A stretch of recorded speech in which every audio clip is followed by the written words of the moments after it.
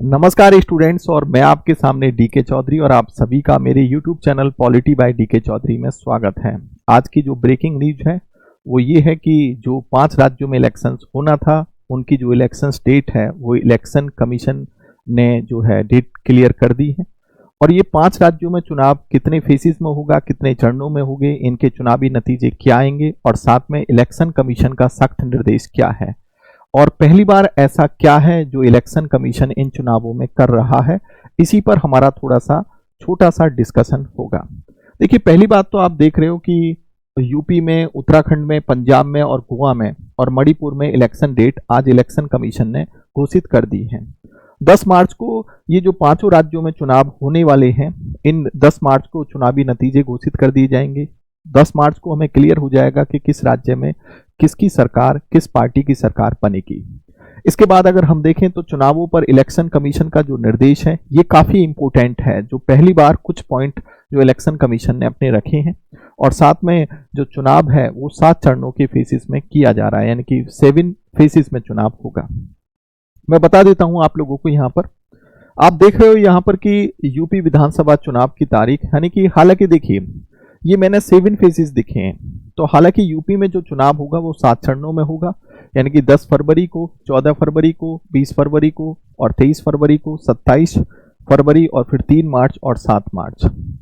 इसके अलावा अगर हम 14 फरवरी की बात करें तो 14 फरवरी में यूपी के अलावा गोवा, पंजाब और उत्तराखंड इनका भी जो है चुनाव होना है। हालांकि गोवा में और पंजाब में और उत्तराखंड में एक ही फेसेस में चुनाव हो जाएगा। और मणिपुर की बात करें तो मणिपुर का फरवरी यानी कि 27 फरवरी और 3 मार्च को चुनाव होगा 2 फेसेस में। और तो यानी कि कहने का मतलब मेरा ये हुआ कि यूपी की बात करें तो यूपी में 7 चरणों में चुनाव हो रहा है, जबकि गोवा, पंजाब और उत्तराखंड में ओनली 1 फेसेस में चुनाव है, जबकि मणिपुर में 2 फेसेस में चुनाव होगा।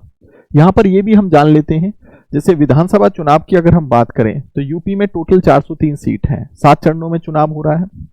गोवा में 40 सीट है, 40 सीटों के लिए चुनाव लड़ा जा रहा है, एक चरण में चुनाव होगा। ऐसी उत्तराखंड में 70 सीटें, एक चरण में चुनाव होगा। और पंजाब में 117 सीटें, एक चरण में चुनाव होगा, 14 फरवरी को होगा। मणिपुर में टोटल 60 सीट है, 27 फरवरी और 3 मार्च को चुनाव होगा, वहां पर 2 चरणों में होगा। और सबसे ज्यादा चरण जो है वो यूपी के हैं और चुनावी नतीजे जो है वो 10 मार्च को यहाँ पर घोषित कर दिए जाएंगे। अब ये जो वीडियो है वो आप लोगों के लिए क्यों इंपोर्टेंट है?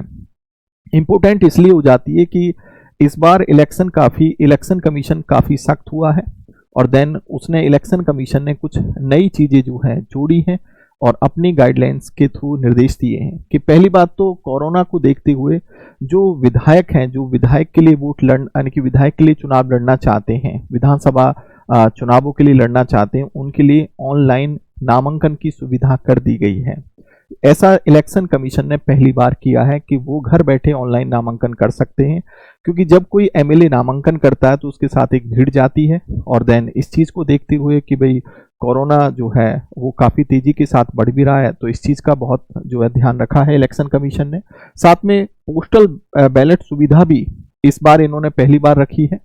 तो पोस्टल बैलेट सुविधा यानी कि पोस्टल जो बैलेट सुविधा है, जैसे दिव्यांग है, जो हैंडीकैप्ड है या कोरोना मरीज है या जिनकी एज 80 प्लस है, तो उनके लिए पोस्टल बैलेट सुविधा भी है। हालांकि ये सुविधा जो है यानी कि ये सुविधा जो है उन लोगों के लिए होते हैं जो पैरामिलिट्री फोर्सेस हैं या फिर डिफेंस के लोग हैं जो वोट नहीं दे पाते हैं, तो उनके लिए पोस्टल बैलेट सुविधा होती है। तो ये सुविधाएं इन लोगों को भी दी गई है। 15 जनवरी तक सभी जितनी भी रैलियां हैं, रोड शो हैं, नुक्कड़ शो हैं, होर्डिंग्स हैं, पोस्टर हैं, बैनर हैं, ये सब पे बैन लगा दिया गया है। और जिन जिन पार्टियों ने जो अपने अपने होर्डिंग्स हैं, बैनर लगा रखे हैं, तो वो प्रशासन के द्वारा उनको हटवाया जा रहा है, क्योंकि 15 तारीख तक इन पर बैन रहेगा। ठीक है, यानी कि यहाँ पर इलेक्शन कमीशन ने बिल्कुल सख्ती के साथ काम किया है।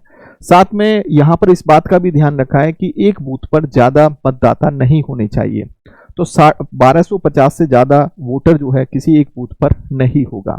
खैर, शुक्रिया है इलेक्शन कमीशन का कि कोरोना को देखते हुए इलेक्शन कमीशन ने कुछ सख्त गाइडलाइंस जारी की हैं। तो इलेक्शन कमीशन को मैं धन्यवाद देना चाहूंगा, क्योंकि कोरोना जिस तरीके से या जिस रफ्तार से बढ़ रहा है उस तरीके से कहीं ना कहीं इलेक्शन कमीशन को ये जो है निर्देश जो है या इस तरह की जो चीज़ें हैं वो लेकर आनी चाहिए थी। हालांकि इलेक्शन कमीशन को ये चीज़ें जो है बहुत पहले यानी कि अब से पहले जो कार्रवाई करनी शुरू कर देनी चाहिए थी, ताकि जो कोरोना की रफ्तार को थोड़ा थोड़ा कम किया जा सके। खैर, आज के जो है ब्रेकिंग न्यूज में सिर्फ इतना ही था। और यूपी में जो है 7 चरणों में चुनाव होगा और सभी राज्यों के जो 5 राज्यों के चुनाव हो रहे हैं उनका जो है 10 मार्च को जो है नतीजे आ जाएंगे और हमें समझ में आ जाएगा कि किस राज्य में किस राज्य में किसकी सरकार बनेगी। धन्यवाद, नमस्कार।